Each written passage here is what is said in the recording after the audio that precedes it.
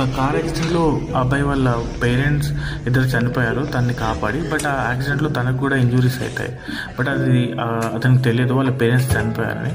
But ఆ operation చేసే ముందు మా నాన్న వస్తాడా లేడా అని అతను అడుగుతేసరికి అక్కడున్న డాక్టర్స్ అండ్ నర్సెస్ కూడా అందరూ ఏడుస్తుంటారు.